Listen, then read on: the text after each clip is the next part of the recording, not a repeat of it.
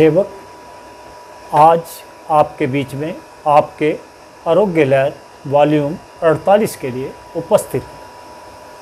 सर्वप्रथम सेवक आपसे साझा करना चाहता है कि सेवक ने अपनी वॉल्यूम 47 की त्रुटि के लिए कमेंट्स बॉक्स में आपसे क्षमा याचना कर ली थी, लेकिन विधिवत रूप में आपसे इस वॉल्यूम में क्षमा चाहता है कि पाई डिस्ट्रीब्यूशन के समय माननीय श्री मोरारजी देसाई जी फाइनेंस मिनिस्टर थे, ना कि प्राइम मिनिस्टर, जैसा कि शेख द्वारा कहा गया था। दूसरा, सेवक आज आपके इस वॉल्यूम को अपनी धर्मपत्नी श्रीमती राज मेहता की याद में मेमोरी में आपके सामने रख रहा है, क्योंकि वो पिछले साल 28/7/2020 को हम सबको छोड़कर एवं चोला छोड़कर वैकुंठ धाम को चली गई। आज के इस वॉल्यूम को भी 2 भागों में विभाजित करेंगे। पहला भाग कोरोना वायरस, डेल्टा वायरस, कोविड-19 पर होगा और दूसरा भाग शुगर पेशेंट को समर्पित होगा। अब आते हैं पहले भाग पर, कोरोना वायरस, डेल्टा वायरस।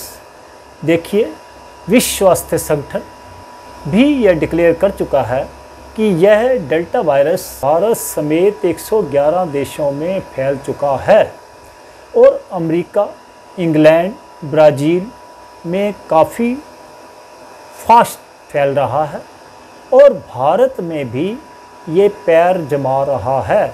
हमारे केरल प्रदेश में इसकी संख्या बढ़ती जा रही है। सेवक आपसे यह भी साझा करना चाहेगा कि यह भी कयास लगाए जा रहे हैं विश्व में कि ऐसे म्यूटेंट वायरस आते रहेंगे। और दूसरा, सेवक आपसे यह भी साझा करना चाहता है कि अभी तक विश्व में वैज्ञानिक या डॉक्टर इसकी पर्टिकुलर दवाइयाँ खोज नहीं कर पा रहे और इवन इस बीमारी को भी कंप्लीटली अभी तक समझ नहीं पा रहे। यह ठीक है कि रिसर्च चल रही हैं और दवाइयाँ बन रही हैं, लेकिन आपने देखा होगा कि 2-2 डोजेज लगने के बाद भी म्यूटेंट या वायरस जब अटैक कर रहे हैं, तो ऐसी दवाइयों से हम कैसे कह सकते हैं, कैसे निश्चिंत होकर रह सकते हैं कि हमें ये वायरस दूसरे किसी रूप में या कोविड-19 के रूप में नहीं होगा। सेवक यह भी आपसे साझा करना चाहेगा कि आपको अपना ध्यान स्वयं ही रखना पड़ेगा। उसका कारण सेवक आपसे व्यवहारिक आज साझा करेगा कि देखिए, हमारी डिफरेंट स्टेट्स में जो रोडवेज बसेज हैं उसमें पूरी सवारी बिठाई जा रही है।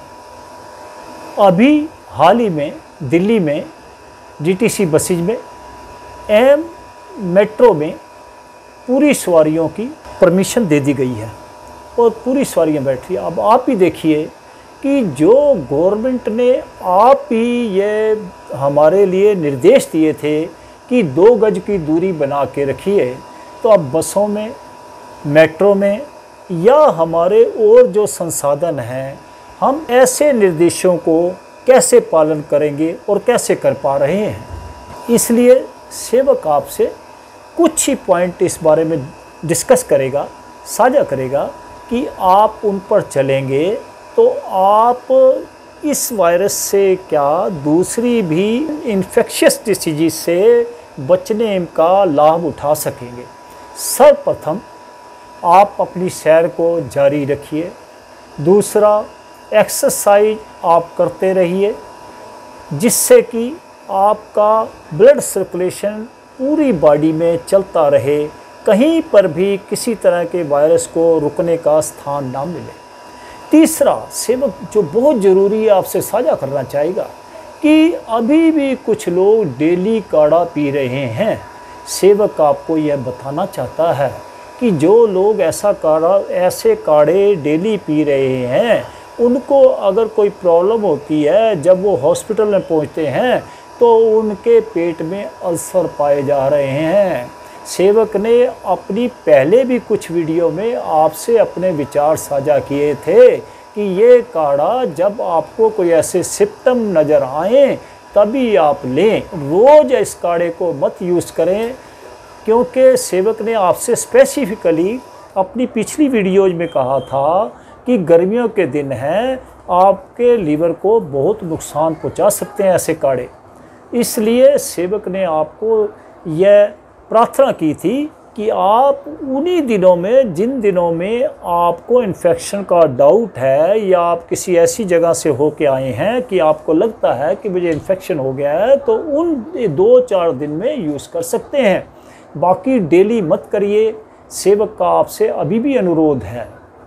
दूसरा, अपना मोरल बूस्ट करके रखिए, कॉन्फिडेंस बना के रखिए, विल पावर को बना कर रखिए। तो ये चीज़ें सबसे मेन हैं। अगर आप अंदर से डर जाएंगे तो आपके ऊपर कोरोना वायरस तो क्या, कोई भी बीमारी आपको अटैक करती रहेगी। इसलिए आप इन चीज़ों से सावधान रहिए। दूसरा, सेवक आपको बार बार कहता रहता है कि बाज़ार की बंद डब्बे की, बंद बोतलों की चीज़ें बंद कर दीजिए, ये भी आपके लिए पॉइजन है। आपने सोशल मीडिया पर कई ऐसी वीडियो देखी होंगी जिसमें उन्होंने आपको कोल्ड ड्रिंक में कितना चीनी होती है वो आपको एक्सपेरिमेंट करके बताए हुए हैं। तो वो आपसे कोई छुपे हुए नहीं हैं। और दूसरा, इससे ओबेसिटी बच्चों में बहुत बढ़ रही है। आप इन चीज़ों को बिल्कुल छोड़ दीजिए। घर में भी सिंपल खाना और हेल्दी खाना खाइए। मिक्स वेजिटेबल्स, फ्रूट, ऐसी चीज़ों का प्रयोग ज़्यादा कीजिए। और दूसरा, सेवक आपसे यह भी साझा करना चाहेगा कि आप अपना ध्यान रखिए। आप अगर कभी पब्लिक ट्रांसपोर्ट या मेट्रो यूज़ करना चाहते हैं या बहुत ज़रूरी है तभी जाइए, नहीं तो आप अपने आप को कोशिश कीजिए कि स्कैटर्ड होकर रहिए, अपनी कन्वेंस पे जाइए जहाँ भी जाना हो।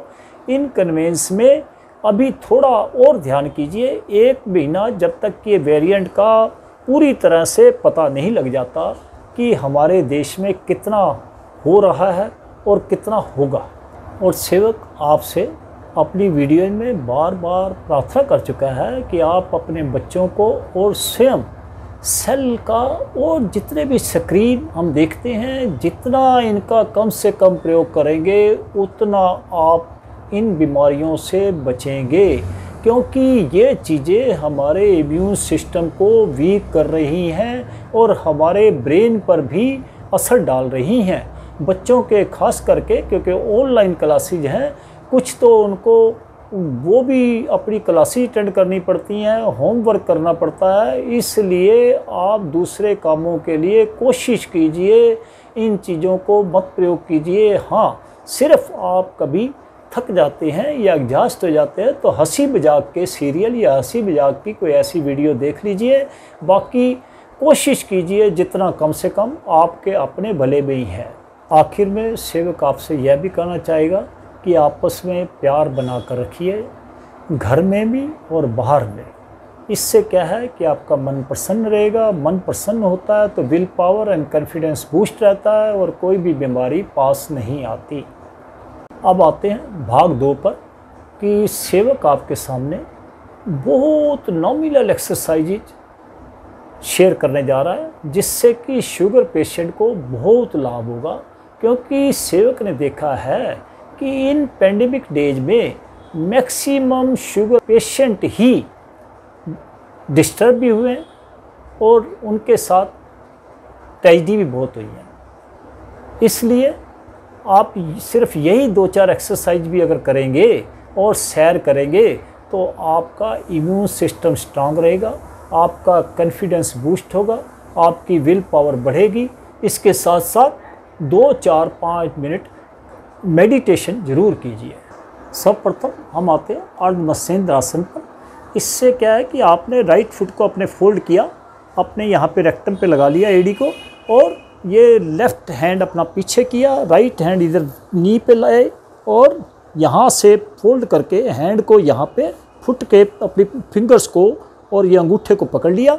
अब सांस लेंगे और हम सांस लिया, इधर लेफ़्ट साइड पे गर्दन हमारी जाएगी और इससे हमने ये हैंड से राइट नी को दबाया हुआ है। धीरे धीरे जितना आप रोक सकते हैं सांस को, उसके बाद धीरे धीरे सांस छोड़ते हुए इधर आ जाएंगे। अब पोस्चर हम अपना चेंज कर लेंगे। लेफ्ट फुट को, ये एड़ी को हमने रेक्टम में लगा लिया और इस नी पे हमने अपना लेफ्ट हैंड ऐसे पकड़ा और इससे ऐसे कर लिया और अब हमने राइट हैंड को फोल्ड किया, सांस लिया और इधर रोक लेंगे और धीरे धीरे जितना आपसे रोका जा सकता है आप सांस छोड़ते सामने आ जाएंगे। 3 बार इस एक्सरसाइज को लेफ़्ट करना है, 3 बार राइट करना है। इसके साथ ही एक एक्सरसाइज आपने ऐसे लेट के करनी है जो आपको पहले ही बताई गई है, लेकिन शुगर पेशेंट के लिए खास करके बहुत अच्छी है कि आप अगर ऐसा करेंगे तो आप देखेंगे कि आपको अपेक्षित लाभ मिलेगा। देखिए कि आप ऐसे लेटे हैं, आपने क्या करना है कि अपनी ये हैंड्स को दोनों को यहाँ पे फोल्ड करके रख लेंगे और इन दोनों पैरों को नी तक मोड़ के ऐसे खोल लेंगे, पूरा ऐसे अपने इधर लगा लिया बटक पर। और अब क्या करेंगे, सांस लेंगे और पहले चलेंगे लेफ़्ट साइड पे और हमारा गर्दन जो है राइट पे, हमारा जो राइट नी है वो लेफ़्ट अंगूठे पे लगा हुआ पैर के। अब धीरे धीरे सांस छोड़ते हुए सेंटर में आ जाएंगे, फिर सांस लेंगे। अब चलेंगे राइट साइड पे, सांस लेंगे और ऐसे गर्दन को लाएंगे लेफ़्ट और हमारे जो लेफ़्ट घुटना है वो हमारे राइट पैर के अंगूठे पे लगा हुआ। धीरे धीरे सांस छोड़ते वापस आएंगे। इसी तरह इसको आप 3 बार लेफ़्ट और 3 बार राइट करेंगे और इसके बाद थोड़ा सा नॉर्मल सांसों में 2 लंबे सांस ले लेंगे 3 बार करने के बाद। अब आपने नॉर्मल सांसों में करना है। ये देखिए,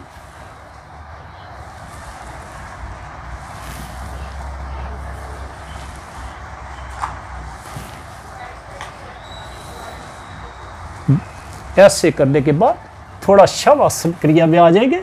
बिल्कुल शांत मन से अपने शरीर को ढीला छोड़ देंगे, बिल्कुल जितना ढीला हो सकता है। कहीं पे खिंचाव है तो छोड़ देंगे, बिल्कुल सांस लेते हुए उसको हिला डुला के ठीक कर लेंगे। 1-2 लंबे सांस लेंगे और साइड के वजन पे होके राइट साइड पे होते हुए धीरे धीरे उठेंगे। इसके साथ आप ओम का उच्चारण कर लेंगे, एक अनुलोम विलोम और एक ओम का उच्चारण। अनुलोम विलोम आपको बहुत बारी बताया जा चुका है, लेकिन फिर भी एक बारी सेवक आपको डेमोस्ट्रेट करके दिखा देता है कि पहले तो बात यह है कि लेफ़्ट से लेना है, राइट से छोड़ना है, राइट से लेना है, लेफ़्ट छोड़ना है। शुरुआत हमने लेफ़्ट से करनी है क्योंकि ये हमारी चंद्र नाड़ी होती है और अंत भी हमने लेफ़्ट पे करना है क्योंकि ये हमारी चंद्र नाड़ी होती है। ये हमारे ब्रेन को कूल रखने में, कि हमारे को गुस्सा कभी ना आए, हम शांत चित्त हो जाएं, तो ये हमारे को बहुत सहयोग करती है। ये देखिए,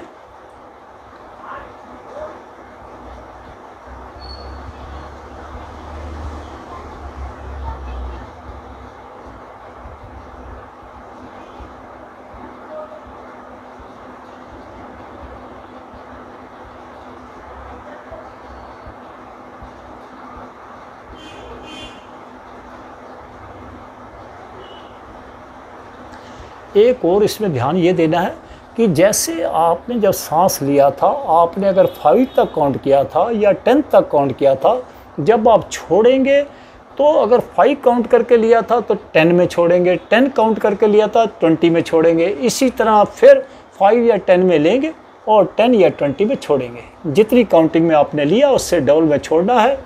यहाँ से हमने लेफ़्ट से शुरू किया और लेफ़्ट पे ही समाप्त किया। ऐसे आपने 5 मिनट सिर्फ करना है और 5 मिनट के लिए सिर्फ ओम का उच्चारण करेंगे, बिल्कुल शांत मन होके, मुस्कुराता हुआ चेहरा, सांस लेंगे।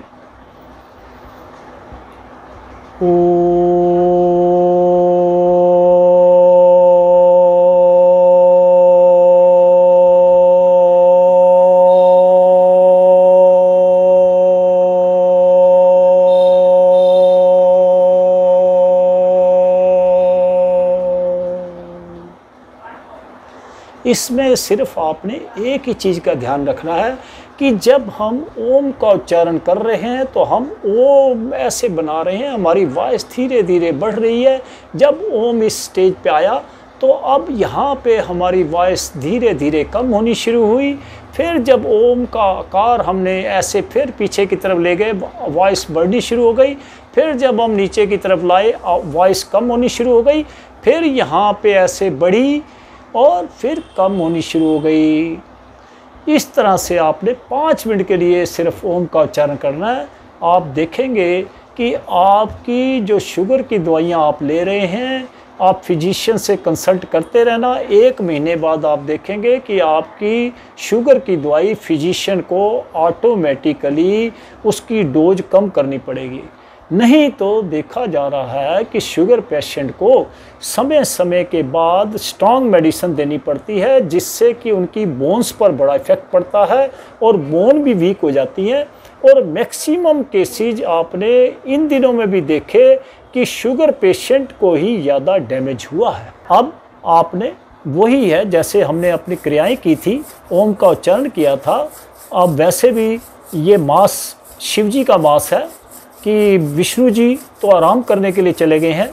अब तो 14 नवंबर को एकादशी के दिन वो बाहर निकलेंगे अपने विश्राम गृह से। तब तक शिव जी का राज्य है और अब आप उनकी एनर्जी जो ओम से आपको मिली है वो जनरेट करके आप अपनी आँखों पर हाथों को लगाएंगे, अपने फेस पर लगाएंगे, गर्दन पर लगाएंगे। फिर करेंगे, एनर्जी लेंगे, सिर पर लगाएंगे, पीछे कंधों पर लगाएंगे, आगे लगाएंगे, पेट पर, कमर पर लगाएंगे। फिर करेंगे, शिव जी से एनर्जी लेंगे और अपने पैरों पर, जगहों पर, दूसरे पैर पर जगह पर और हाथ पर जगह, हाथ पर और ऊपर कंधे तक। ऐसे अब आप प्रभु से प्रार्थना करेंगे, प्रभु मुझे निरोग्य कर दो, मुझे निरोग रखो। अगर आप स्वस्थ हैं तो आप स्वस्थ रहेंगे, अगर आपको कोई रोग है तो धीरे धीरे ठीक हो जाएगा। आप बिल्कुल मन से इस चिंता को हटा दीजिए कि आपका रोग ठीक नहीं हो सकता।